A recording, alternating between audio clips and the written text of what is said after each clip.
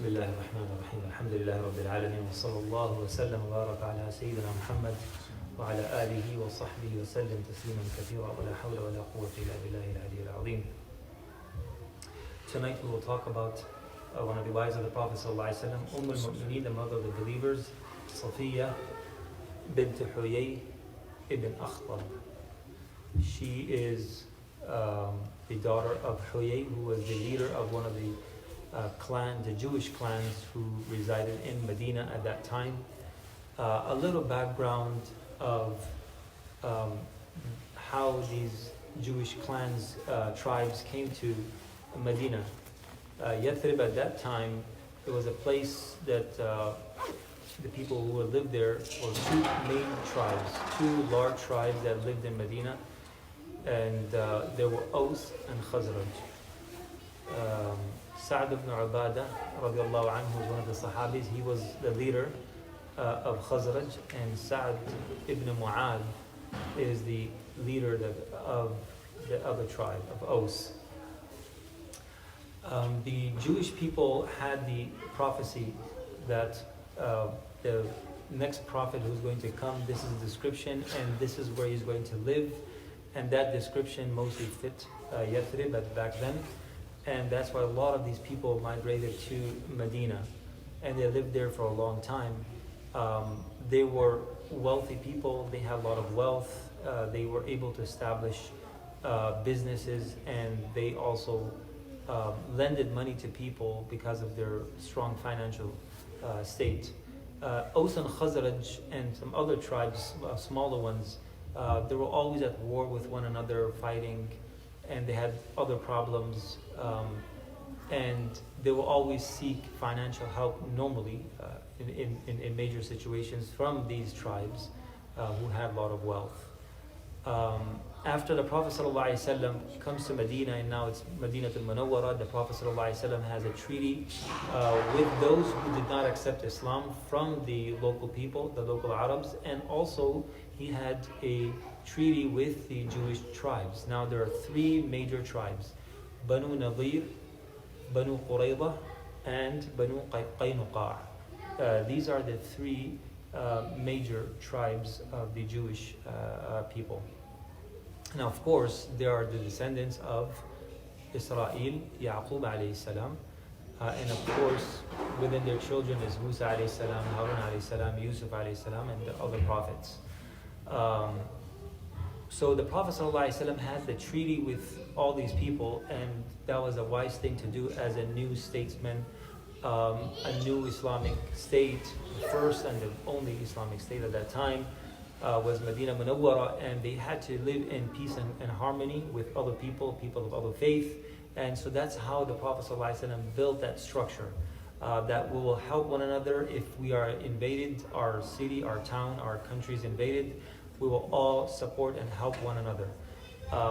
It happened so that the three tribes, in particular, Banu Qaynuqa' was the first one to rebel against that treaty and go against it and support the enemies, their neutral enemies, in particular the people of Mecca, the Quraysh, that they were always had wars with, and that started with Ghazwa Badr, and subsequently Ghazwa Uhud, and all the way until Ghazwa Khandaq, the Battle of Trench.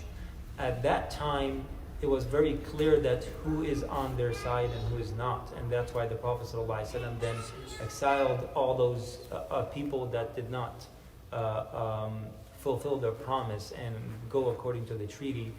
And Banu Qaynuqa' was the first one to be exiled from Medina. They moved out, mostly went to Khaybar, and then after that Banu Qurayza, and then in the end Banu Nadir. And then it didn't end over there. After that, they started, having their relationship with the Muslims' enemies, their enemies, in particular the Kuffar of Quraysh and other places, Hawazin and so on and so forth. Ghazwa Khandaq, after that, we know that in the 6th year of Hijrah, there was a treaty of Hudaybiyah.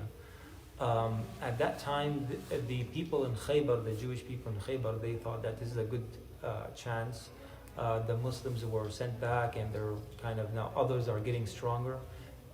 So let's part up with them and partner with them, and attack Medina. The Prophet ﷺ had many expeditions with them, against them. The last one was particular Banu Nadir, where the Prophet ﷺ went to Khaybar. He took with him about 1,400 Sahaba, including Ali radiallahu anhu. When he got there, he said they were there for many years, and they were trying to get into the fortress that they had. They had about several of them, 9, 10 of them, and it was kind of they were the whole place, or their palaces were surrounded by the Muslims. After many days, the Prophet ﷺ said that Allah subhanahu wa ta'ala will open up these fortresses by a person that Allah subhanahu wa ta'ala and His Messenger ﷺ loves, and he also loved both of them. All the Sahaba were thinking that, it's going to be, I hope it's going to be me, I hope it's me, even the great Sahaba. The next morning, the Prophet ﷺ said that, where's Ali? And he invited him, and he came, and his eyes were hurting, he had a sore eye, and the Prophet ﷺ took his saliva and put it on his eyes, and he was perfectly fine after that. That was one of the miracles. And so on, long story short, Allah subhanahu wa ta'ala gave victory to the Muslims, and they surrendered in that battle.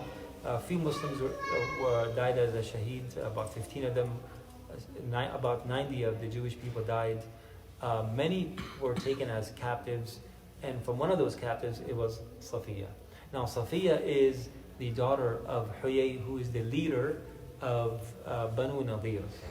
And interestingly, that her mother is also the daughter of the leader of another tribe, I guess it was Banu Qaynuqa or Banu Qurayza, one of them. So she comes from a very noble family. She comes from the family of leaders, very well respected. And when the Prophet ﷺ was presented her, because everyone got a share of whatever they got from the spoils of the war, the Prophet ﷺ told Safiya that, look, you have two choices. You embrace Islam, and in return, I will honor you, that I will marry you. With that honor, I will marry you. Or you could choose to go back to your people and stay with the people. That's your choice, and you will be sent as a free. You'll be set free. She says that I had a dream, and I saw that the leader of the Arabs of Yathrib came and just fell in my lap. And then when she saw that dream, the next day she asked one of the learned people from her tribe, and when she told that dream, he was so angry that he slapped her on her face, and he said, "Oh, you want to marry the leader of the Arabs, right?"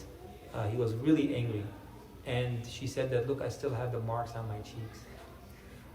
So she said that since I saw that dream, and once you said that, I knew that dream was true, and now I want to accept Islam with wholeheartedly and no force, and I accept this marriage, I accept this offer. And then the Prophet ﷺ married her, and only in her case, the Prophet ﷺ did not give a mahr. Her dowry was her freedom. Otherwise, in most of the cases we saw that the Prophet ﷺ gave 400 dirhams. That was the most of in the cases that happened. She loved the Prophet ﷺ very much, like the other wives, but she was also sometimes very open, and she would say that to the Prophet ﷺ. And at one point, one of the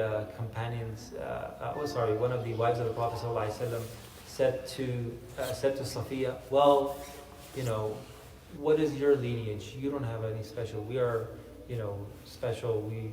We have a special standing in our community." So she didn't have any answer, and she went to the Prophet ﷺ that this is what happened. What should I say to her? He said, "Go and tell her that yes, also I am the daughter of Aaron, of Harun, and my uncle is Musa, and I'm the wife of the Prophet Muhammad ﷺ. So I have 3 prophets in my family. How about you?" So the Prophet ﷺ also respected that, and through this you would see in all of the marriages, in most of the marriages that the Prophet ﷺ had, there was a special incentives not just for the Prophet ﷺ and the people who were close to him, but it was an incentive for all the Muslims at that time, that now they have this relationship with the Jewish people. And also a lot of the things, the animosity towards the Muslims from their people calmed down as they saw that now our daughter, the leader of our, the daughter of our leader is the wife of the Prophet ﷺ, so they also calmed down a little bit. So that happened in most of the cases. She died in the 50th of the Hijrah of the Prophet ﷺ, and she's buried with the rest of the wives of the Prophet ﷺ and Baqiyah. May Allah subhanahu wa ta'ala have mercy on her soul. May Allah increase her ranks. May Allah subhanahu wa ta'ala have our wives and our daughters with the wives and the daughters of the Prophet sallallahu alaihi wasallam. Sallallahu alaihi wasallam ala sayyidina Muhammad.